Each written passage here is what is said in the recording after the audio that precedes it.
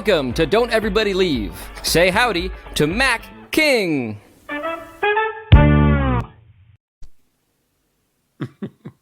Oh, howdy. I had a sandwich right before the show. I was seeing if there was any shit in my teeth. It wasn't a shit sandwich, but anyway, welcome to Don't Everybody Leave. I'm Mac King, and I'm here with my pals. And yeah, there they are. There's Jason Nick, Jax, Vinny Grosso, Michael Goudeau. Hey, boys. Howdy. Hey. Howdy, Mac. Good to see you, Mr. King. I feel like see you all. We should get right to eulogies, just because there's a particular sad one. We do every show. We start with who has died since we last got together, and if you've been when are we going to start? When are we going to start doing our health problems? Because this is such an old guy thing to do. Let me tell you, my knees. I went today, and my knees. Today on the show, Michael Goudeau is Mel Brooks. So, 1,000-year-old man. So you started to say you were ready, Jacob. You're like, oh, I got somebody who's dead. Well, yeah, our dear departed co-host Nick Diffatte sadly died this week, and you can see that he is at the end of his life. Don't say Nick. But you can see Mac is really broken up about it. It was his time. Well, actually, I mean, the story is I guess it's not too soon. You know, Did he die of embarrassment?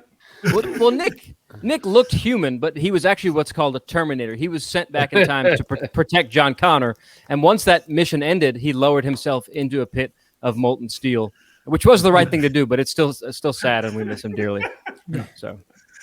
Yeah. So if you've been watching this show from the beginning, I don't know what episode number this is, but Nick Diffatte has been also on here with us and is not here today, sadly. Oh, there he was a week ago. That was him last week, and the other one was this week. There he is, dressed as Arnold Schwarzenegger. That is unbelievable. It has been a rough week for Nick. Yeah. Yeah. No, Nick's cool. He'll be back with us soon. Yeah, he'll be back with us. He'll pay for the Wi-Fi upgrade next time, won't he? Right. Let's see. And also, this is actually sad news. You know, Nick Diffatte dying. But Chick Corea died. Chick Corea, the big, So he's the one on the right, and the one on the left is Lenny White, who was the drummer, and Stanley Clark, the bassist, next to him. And then there's Al Di Meola, guitarist, and then Chick Corea, who also was a keyboard player, and he played keyboard with Miles Davis, was on the Bitches Brew album, and founding member of Return to Forever, which was Chick Corea's first real group. And that picture was from that group. And Al Di Meola was the guitarist for Chick Corea. I'm going to talk about, I don't really know much about Chick Corea, but Al Di Meola, the guitarist, was just a virtuoso. And I really liked Al Di Meola because he was part of a super group that I love called Go, founded by a guy named Stomu Yamashita, a percussionist. But this is a quote from Al Di Meola that I like. He was talking about being asked about virtuoso guitar playing and whether it's better to play fast or whether it's better to play with intention. And he said, you need both abilities. To be able to sing a melody and play with space, and also to have the requisite technique to play the most intricate music. That makes you more complete and able to play a wider variety of music. It's a bunch of bullshit every time guitarists say, oh, one note says so much more than 100. I always laugh at idiots who make that claim. Tell that to a flamenco player or a classical player and see what they say. It's almost a defensive reaction. They take something they lack, attack it, and claim they never wanted it in the first place. Sure. So that's Al Di Meola. Like I said, he was a founding member of this, or part of this super group called Go, which no one's ever heard of. I never have ever talked to anybody who's ever even heard of that band. They put out 3 albums, one called Go, Go 2, and then a live album founded by this guy, Stomu Yamashita. And the only reason I knew about it is because Steve Winwood from the Spencer Davis Group and Traffic, who I'm a big fan of. Steve Winwood was in that group, and I found this album called Go and played it, loved it, bought it, and every time I would listen to it, I would look at the back cover, and I think we have a picture of Stoma Yamashita and Steve Winwood, and I think that's Michael Shreve, maybe the drummer, but I'm not sure that. And I would just stare at this picture while I was listening to this album, thinking, what are these guys talking about? What are these guys talking about? And it's so evocative for me. And I'm sure, one of the reasons we're doing this show is that all of us like to sit around and eat and talk and joke. And I think that's what they were doing, talking about what they, shit that's important to them. And it's an evocative picture. Love it. I would love it if you would tell the story of meeting Steve Winwood when you guys both did David Letterman on the same night. Well, I mean, I was so excited that I was on and Steve Winwood was on the same night. And when I was on the Letterman show. Next guest was named Best Comedy Magician at the 2007 World Magic Awards. Ladies and gentlemen, please say hello to Mac King. Mac. They were very protective of Letterman, and if he was in the hallway, you had to close your dressing room door, and so I didn't get a chance to really go walk around at all. But I finished my little spot, and they were ushering me out back up to my dressing room, and they were bringing Steve Winwood down to play, and we crossed paths, and I was so excited. And I told my little usher, my little shepherd, Sherpa guy who was taking me around, I said, do you mind if I stay here just for a second and say hello to Steve Winwood? And he said, no. So Steve Winwood comes in, and I said, Mr. Winwood, Matt King, I just finished. I'm such a big fan of yours. Would it be okay if I kissed your feet? Mac, is that the beginning of every kind of like pickup line? I'm Mac King and I just finished. Is that how you start every? How I start. Yeah, I'm Mac King. I just finished, and you're welcome. Yeah. But what was his response when you said, "Can I kiss you?" Because you really did. Feet, and he said, "Of course." And I got down on my knees and kissed his feet, and he patiently waited before he walked out on stage for me to kiss his feet. That's great. Oh, it's so good. It's really sweet. So over your right shoulder, you have Apollonia, and over my right shoulder, I don't know what this says about us, but I have a painting of myself.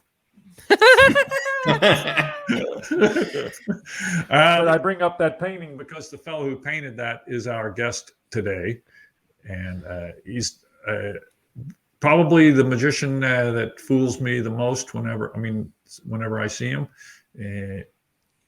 My pal, want to bring him in, Asi Wind. Woo! Woo! Oh, he's there. Oh,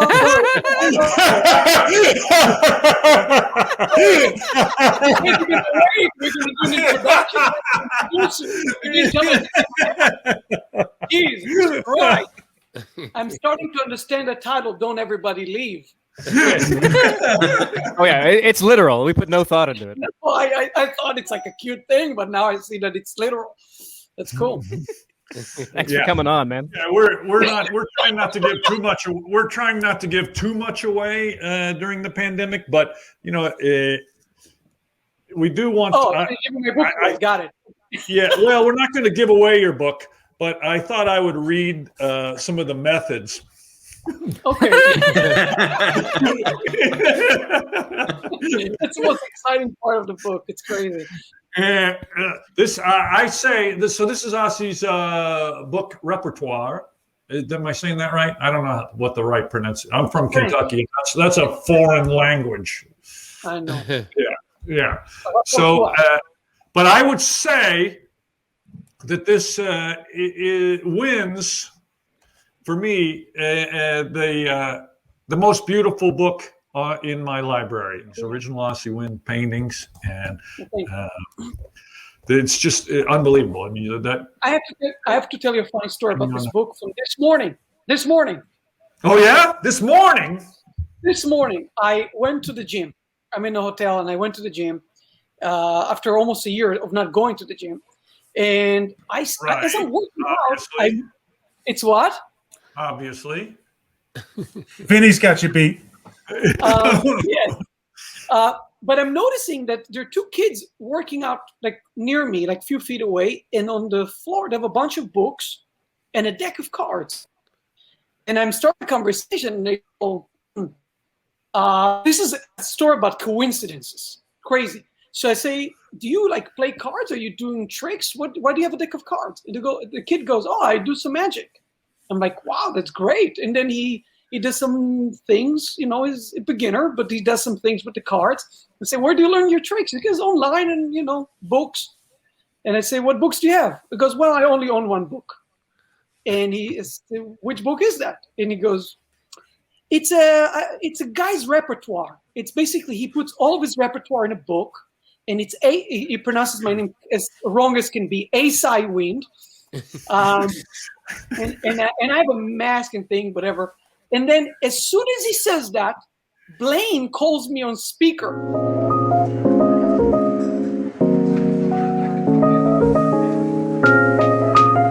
Like on the FaceTime and say, oh, I have to take this. Now, this guy does not realize I'm a magician, okay? And he doesn't realize that the only book he owns was written by me. And then David is like, oh, you do magic? And he's like, freaking out. And he goes, oh, and I tell David, he has this book repertoire. And he goes, oh, it's great. And it's so weird. It was so fucking weird. Yep. He says to the kid, you know, you realize who wrote that book you own? And he goes, no, I have no idea. He says, the guy standing next to you. And the kid's just freaking out. It was so bizarre and weird. So anyway, this morning, I'm glad somebody has the book. So it's good. I'd get a COVID test immediately. It's no longer available, right? It's all sold out. 2 printings, right? Yeah, you and the kid. Yeah. I wanted somebody to read it. And Matt King. Yeah. I actually do it. You know, I do a trick from here. Which one? Oh, the trick. I don't know what you call it. I mean, I forget the name, but where the spectator names a card and cuts to their card, to their own card. It's such a simple trick, but it's really it is very strong. Really Ozzy, strong. Is that the trick you showed me when we were filming Our Magic on the stairs? That's exactly right. Yes. Yeah. I don't remember if we put the performance in Our Magic or not, but I know that interview is in Our Magic.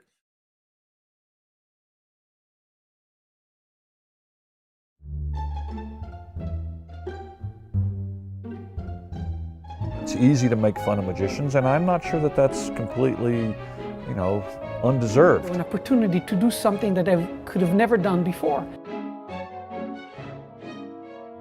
You know, I mean, I think at its most basic, magic is like, I just fooled you, bitch.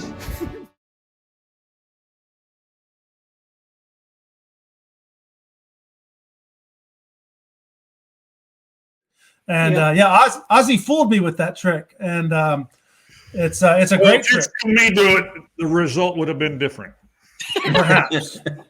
It shouldn't fool you, and it's the simplicity of it. Correct? The structure of it is what I think has a chance to fool a magician. I think. I don't know. It's not that sophisticated. It's a simple idea. You know. Goudeau, will you tell your story about the penny trick that doesn't fool regular people but fools magicians? Yeah. Magicians have kind of you've discovered how focused they are, right? I can take a quarter and I paint rubber cement on the quarter and then rubber cement on my hand in a circle. And now, if you do this for kids, they don't fall for it at all. But magicians, hold out your hand with the quarter on it and you go, and it's stuck to your hand here. Magicians go, holy Jesus, where did that go? Every kid in the world goes, that's stuck to your hand. Because all magicians think about is how could he possibly have palmed it? His hand is there flat. must be some technique he's got. Well, I didn't see what he did. What did he do? Because they made it, wow, he has a brand new raven. Exactly. Yep. Ha. Mac, I got so much stuff to ask Asi, but I want to go after you. So after you. No, I got nothing. I don't have, Usually everything you wanted to. What do you got, Jacob? Well, I have a million things I want to talk about. Penn and Teller fool us, but I want to admit my ignorance to knowing. I know almost nothing about magic culture over in Israel, where you're from, and I want to. When did you move out of Israel, and were you doing magic when you were there? And were there magic shops to go to? What was that? What was it like growing up there and learning magic? So it's basically it's a desert with camels and. I'm sorry, I said I was ignorant. No, there's of course we do have water, drinking water. You can drink water. No, it's crazy. It's crazy. There's a house. There's a house. We can live in the house.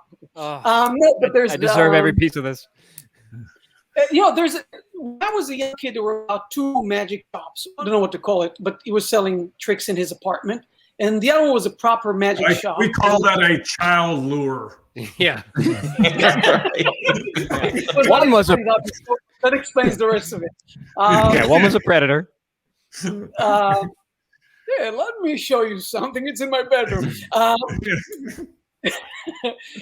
The magic shop was a proper magic shop. They were ran by 2 very famous magicians. If I told you the names, it's a little weird, but it's Chico Vedico. It's Chico and Dico, which ties in with the story you just said about the store in the apartment. Well, it doesn't matter. So, but anyway, that was the magic shop. I took a course there. It was like 10 meetings and basically going from rope tricks to bird to animals to sleight of hand, thimble tricks, apparatus magic, card tricks. Was really like every class was dedicated to a genre in magic. It was a very nice introduction, I think. The truth is, I always say I wish I had better resources when I was a kid. Like I was not introduced to magic books. I was not introduced to, sleight of hand or the way to practice. It was really like buy those tricks, start working. So immediately start doing birthday parties and stuff. So I guess that's also a plus. You immediately become a magician, a working magician. You learn like 10 tricks, and you print your business card. So that was my introduction to magic. And I always dreamed about moving to the States since I was a kid. We had family in America, and I always wanted to move there, but I was afraid because I couldn't speak the language. I can barely still, but I couldn't speak the language, and I was afraid of it. So one time I didn't move to the States. I was on a trip to do a couple shows in America, and the last stop was New York, and I just fell in love. I could not move. I tore the ticket, stayed against all and I started doing balloon animals in Toys R Us and performing in Washington Square. I'll take whatever I could. There's a story, by the way. I'll tell you quickly. So good. Clowny, am I cutting out? You're not hearing me? We can hear you. We can hear. Okay. So Clowny the Clown, I booked me some gigs to do kids parties. The deal was though that at the end of every show I had to wear a costume. So I was SpongeBob at the end of and taking Polaroids with the kids. So there's a lot of pictures of me as SpongeBob everywhere. But she never cleaned those costumes. So I got scabies. Hold on. Did I hold on one second? No. I lost you. One second. Just in horror. We're here. We're just. And she goes, okay, you know what? You will be Batman. I'm going to upgrade your costume to Batman. You'll own the costume. You can wash it. And now at the end of every birthday party, I was dressed as Batman, taking photos with the kids. Anyway, so it was quite an ordeal to start working.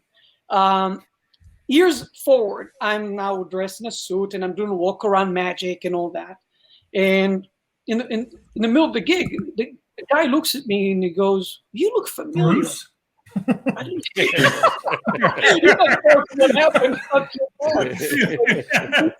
said to him, "No, I don't think I've ever met you." And he goes, "Hold on, you're You're Batman. You. I was like, oh, I have a brother. He looks very much like me. Does kids shows? That's not me. That was crazy. That's some of the early. Do you have any photos of you as Batman? I don't. Yeah, bullshit. That's a lie. One, I will kill you. No, I don't have it.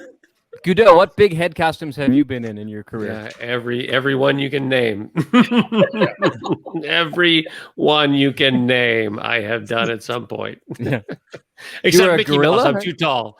Yeah, I was a gorilla. I've been an avocado, owls, a Pac-Man, just everything. Like Asi was talking about those gigs when you were a kid. That's good money. Yep. You know. Oh. I was the gorilla. I rode a moped around town in a gorilla suit and got paid $25 an hour, which, in 1975 was a pretty good deal. I think it's. I'd be happy with that now. Yeah. Yeah.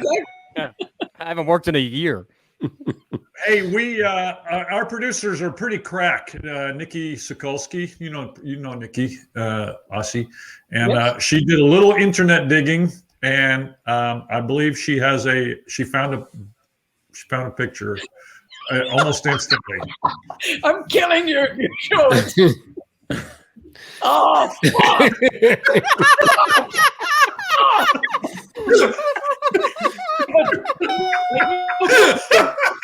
Look like him. Wow. Aren't you proud of me? Lost so much weight? Come on. Yeah, that's what happens when you go vegan. Yes. You can tell a lot about a person by which Batman they choose to dress as, and it's nice to know that you went for the 1960s Adam West. I really respect you for that. I was born in the 70s. Yeah, we know that wasn't you. Yeah, we have. I think Nikki found one that we're pretty sure is you. But we are pretty sure we found the real you. Yeah. There we go. There we go.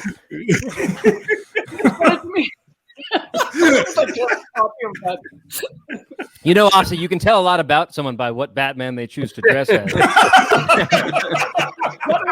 It's pretty accurate then. Yeah. There's a Batman for all occasions, isn't there? I misplaced those stockings. I have to find them. They're so. Oh, you did? Oh. Yeah. Good for holidays. Asi, we were talking about your book earlier. I don't know how many of the other guys know about this. If you don't want us to talk about it, we can cut it out. But I know you have a new book. I do. And it should be very close to coming out because I know your proofreading process is basically over with. What can you tell us about it? So it's called Before We Begin.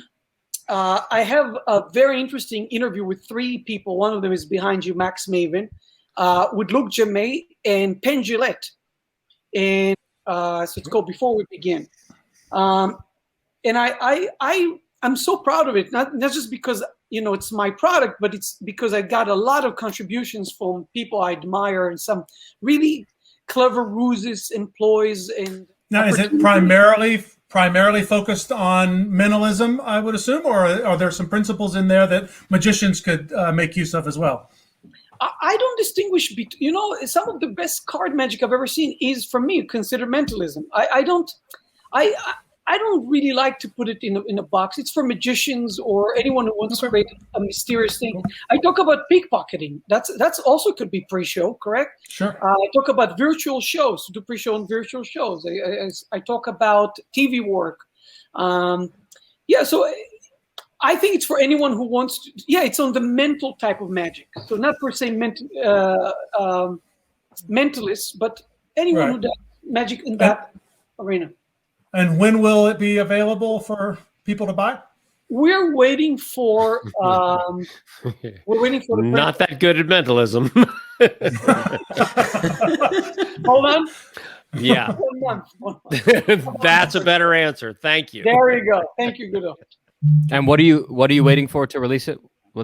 Waiting for the printer? Waiting for it to become available. I mean, we're getting some samples. Physical thing. Yeah, there's a button at the bottom of the page. If you hit that says print on it, If you push that, Oh, the PDF. yeah, there it goes. PDF. And how much is it? Yeah. So What would you folks be willing to pay for a book like that? Right. So you mentioned that you one of the people you talked to in that is Penn, and one of the pictures that I gave the producers to put up is a painting that you did of Penn, which I just think is really beautiful. Thank you so much. Thank you very much. Yeah, look at that. So good. It's a great painting. And what's the medium? It's a pencil drawing, and on top of it, it's watercolors. I start with like lots of loose washes, and then I start putting gouache on it. So it's all water, medium, and pencil. So yeah, and the reason I use this medium because I travel quite a lot, and in a second I can go bring it. I have my little box of paint that I can just put in my bag and a bunch of paper. I'll show you some stuff later if you want to see. Yeah. And I can paint anywhere. I can paint in my room. So, like, for example, I'll show you how it starts. Like, I made a bunch of drawings, like, for example, and it's not going to look like the person, but it's enough for me to get an idea. It could look like anybody, correct? Oh, that's Vinny, right? Yeah. Of course. This is a person you'll never know, but this is Will Dexter. Oh, man. And this is Mr. Lorraine, Harry Lorraine. Yeah.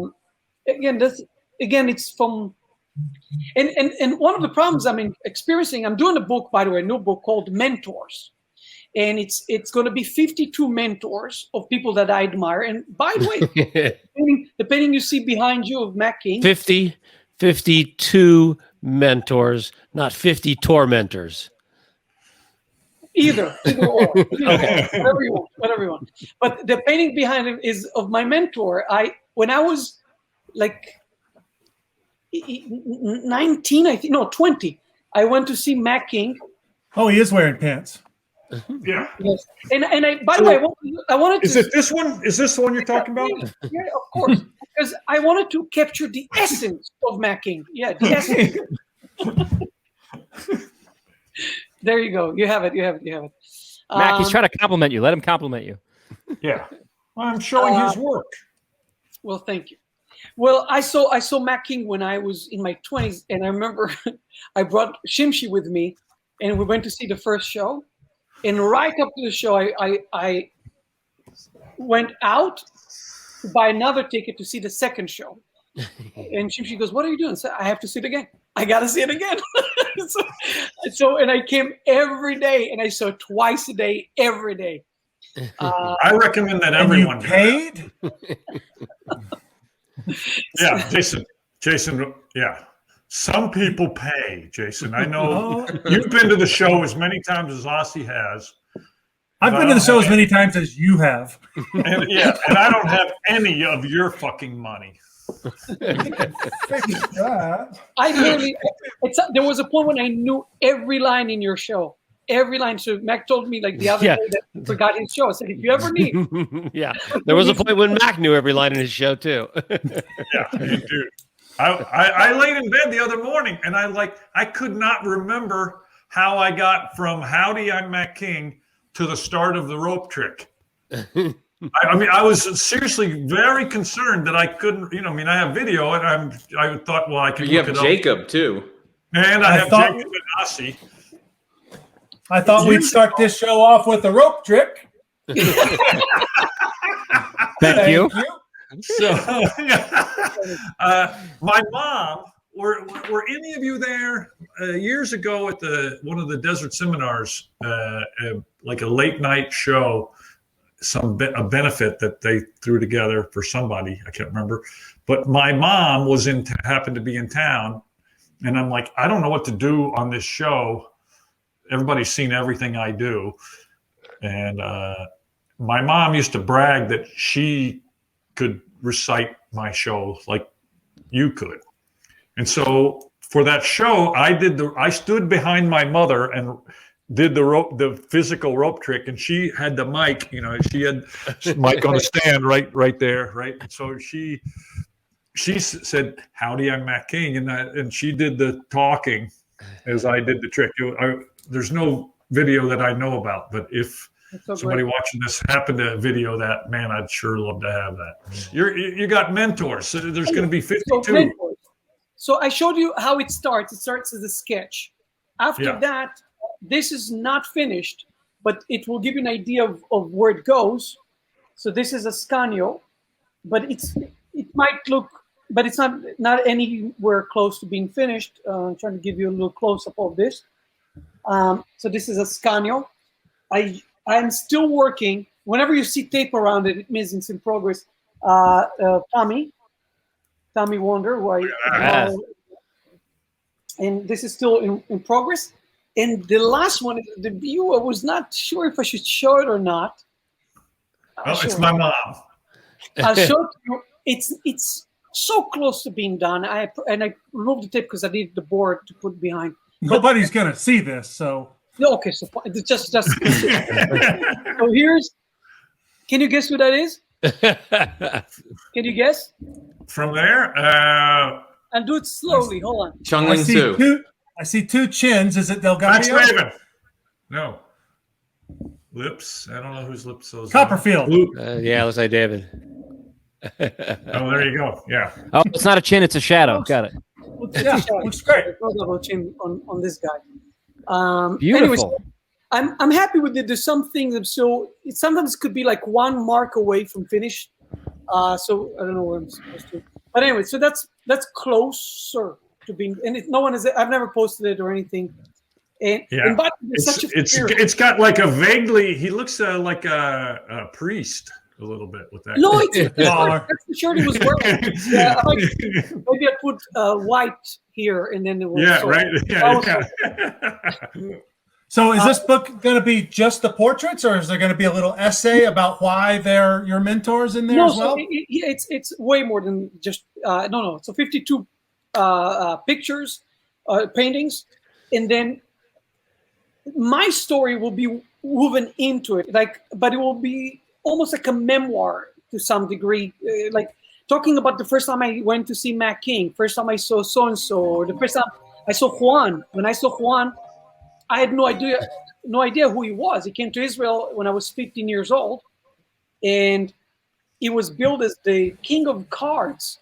And I remember, like, he walked on stage with the jeans and the vest and the purple hat, and I said to myself, that's not the king of cards. It's a parody, of course. And I was like, what the fuck? So it would be written like that, like first experience, first time I saw so-and-so, first time I saw this. And some indirect mentors, people that I only knew after I performed their tricks for 20 years. I realized, it was so-and-so's trick. So he influenced me, but without me knowing about it. So it would be like my life lessons, my observations, my experiences. Sure. And I hope there will be a lesson. I'm not going to do a how-to book, but I hope there will be some lessons in there about things to look for or to emulate. I don't know. Did you know Jim Patton used to be a bartender at the Castle? Yeah, absolutely. Yeah. Card magician. Juan came to lecture at the Castle and one Sunday. And so I'm there. I got there early and was having coffee at the bar talking to Jim. And I said, are you going to go see Juan Tamariz? And he goes, that guy's a clown. I'm not going to see him. And I'm like, what are you? He obviously hadn't seen him. He'd only, he'd never seen him work. He'd only ever just seen him, Yeah, see him walk in, yeah. Hey folks, Jacob Jax here. I just wanted to jump in for a second to tell you a little bit about Juan Tamariz, since we're talking about him on the show and why we love him. So if you're a non-magician, you can have some context. Mr. Tamariz, one of the greatest magicians of all time, widely regarded in the magic community as brilliant kind of on every level, as a theorist, as a performer, as an inventor, and as a writer. He's created many, many techniques and routines and tricks and presented ideas that everybody uses. My close-up act almost exclusively uses ideas or direct tricks that Juan created with my twist on them. And of course, he's a good buddy of Max, and Asi knows him as well, and Mr. England on our show as well. the incongruity that we're talking about, as you'll see in this photo here, is that Juan also presents as kind of bumbling. When you see him, he's never particularly dressed up, and he acts like he kind of doesn't know what's going on or where he is. And you can never quite tell how much of that is an act and how much he kind of is a little out of it. And it makes the magic very powerful. It's also very funny. It's kind of an unbelievable mix of a guy that doesn't seem like he knows what he's doing and the best magic you've ever seen. He lives in Spain. He's very famous there, and magicians travel from all over the world to study with Juan personally. Anyway, that's a little bit about Mr. Tamariz, who we're chatting about. I hope that helps. And on with the show. Yeah. Juan is like Colombo. He's the guy who shows up with that, Yeah, exactly. Solve the problem? No, come on. Just one more thing. I know it's so beautiful because he lowers the expectations to zero, and then he hits you like hard. And it's so genius in that regard, because if somebody comes and he looks like a master magician, you expect him to be a master magician, So I think there's so much clever. It's so clever. His character really plays to his advantage in unbelievable ways. Yeah. To be fair, though, not everyone that dresses like an idiot on stage is a genius, though. Wouldn't you agree, Mac? Are you talking about acting? Well, I was going to say, I mean, it's, I admire that about him, and I have had some experience with trying to do that, right? I mean, and it lowering people's expectations to zero, and then. But why do you keep it at zero? Right? How do you keep it at zero is the key. You're supposed to change it. Supposed to up it. Well, but it is hard. I mean, for Juan, right? So he's got your expectations at zero, and then he does something that kicks you, right? Hits you in the face, and now it's like, how do you re-lower those expectations again after that being kicked in the face? And he's really good at that too. I mean, he's really good at at making you think, oh, that was just a lucky thing, or that was just. Maybe I missed something, and then he does it again, and it's a tricky thing to walk, that lowering those expectations and then bringing people way up high and then somehow getting them back down again to start anew that climb. I think there is a certain percentage of people who, like, if we just stay, I'm more comfortable talking about Juan than me, but I think I'm guessing that there are times when people leave a Juan Tamariz show and go, well, that guy was an idiot. Right. It's one of my, despite all the things that they've seen to the contrary, but right. Yeah. And Goudeau, you brought that up because you play a really, really confident juggler on stage who's also clearly an idiot, right? How would you describe your character? Yeah, that's pretty close. Well, I'm the world's greatest juggler and an idiot. Right. Barely able to accomplish anything. Not the world's greatest juggler, but pretty sure I am. Yeah. And you have people come up to you after the show and say, you really should learn to ride that unicycle. You're going to get hurt. You're going to get hurt. Yeah. There's a danger to it. There's a danger to it. I feel like Mac walking out in that plaid suit, there must be nights where people go, oh, Jesus, we have wasted our money. Oh, I'm hoping. Right, exactly. And it used to be, I mean, I used to feel like I would try to get it as low as possible, right? Yeah. I had all these things that I used to do. One of the things I used to do when I was working clubs is I would have a sign pinned to my coat that said, "This is my son, Mac King. Please see that he gets off the bus at the Improv." Right.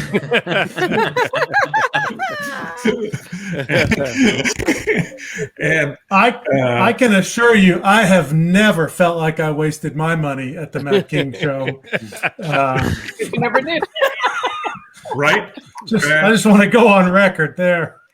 Mac, one of the things that I think is brilliant about your show, and I don't say this just to suck up to you, although that is part of it, is playing "You're Happy and You Know It" before you walk out on stage. And you've told me that the reason for that is it's like an opening act because everybody claps along at the right spots during "You're Happy," and they all become one audience before you even get there, right?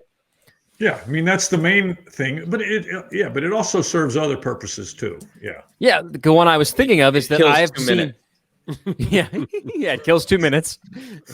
No, I've seen teenagers or people in their early 20s who have gotten tickets to your show because it's a good magic show, but don't know who you are. And when that song comes on, they go, "Oh no!" Right. Of course. Yeah. A couple on their honeymoon who's 30, they're like, "What did we do?" And then you come out and do that first rope trick, and they go, "Oh my god!" So yeah. Anyway. And it's a lot better than the song he was using, that Tom Waits song, "Christmas Card from a Hooker in Minneapolis." I mean, I really think that it's so much better than that one. Yeah. Remember his Shock the Monkey phase? It was awful. Yeah. That's a good point about creativity. You have to try things to know they don't work. Yeah, absolutely. Right. So you can watch people, where they're uncomfortable, and then somehow they settle into their seat and they go, relax. "Oh, this is we're going to be okay." And you can watch that.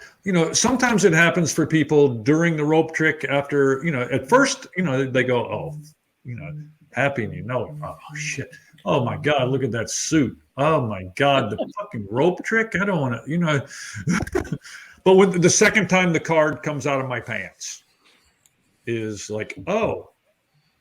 It's not designed for kids, and I have no idea how he's doing what he's doing, and so he's more clever than I initially thought.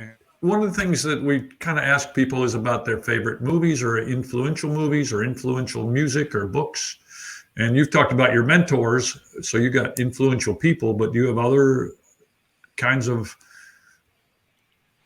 art or? Of course. I mean, one of my favorite books on art in general, and I withdrew a lot of information that could reflect it on magic from The Art Spirit by Robert Hanroyd, which is a series of lectures that he gave over the years.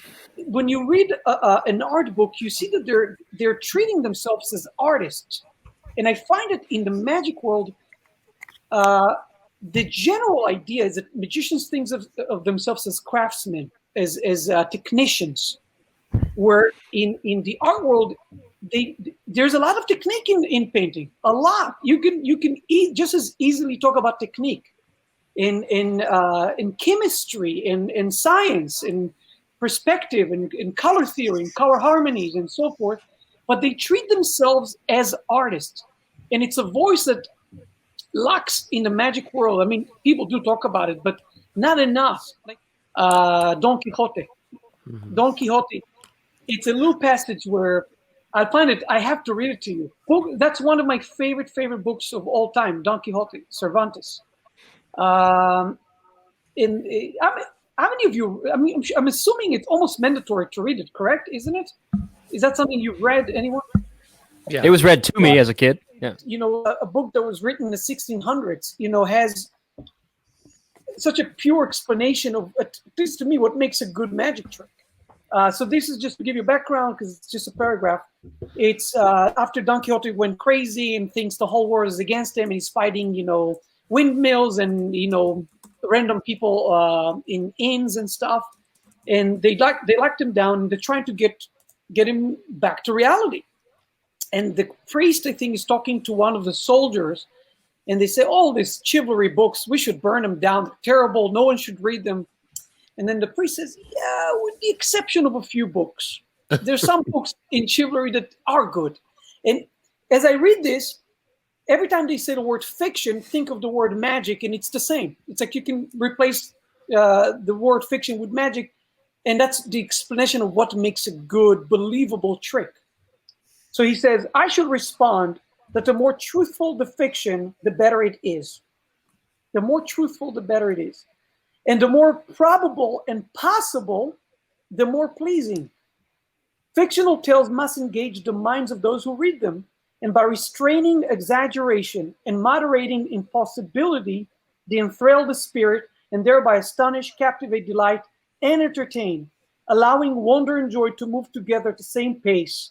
None of these things can be accomplished by feeling nemesis, which together constitute perfection in writing.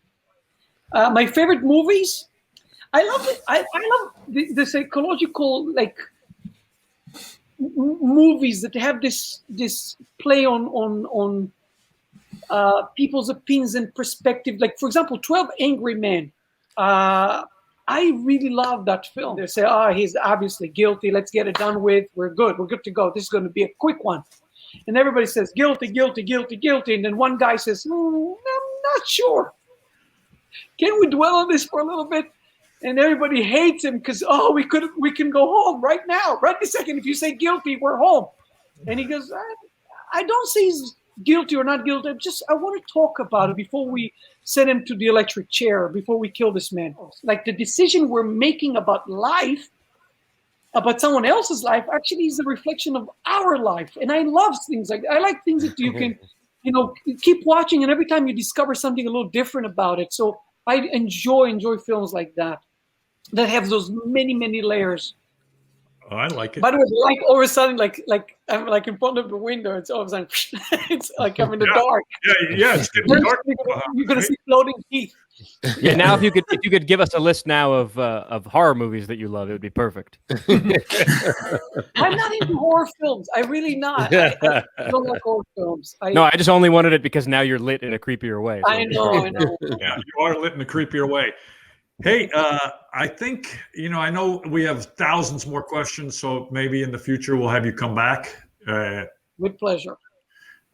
This is we've talked a long time. People are going to be sick of this shit. So, just the parts that were about your act. To even hear that. There was a lot. Yeah, there was way more about me than I was comfortable with. But thank you. Thank you, Nikki and Steven. Neon Pineapple, for the help with the production. And as we do every week, we close with a quote from my friend George Clinton. Think, it ain't illegal yet. We'll see you next week. I'm Matt King.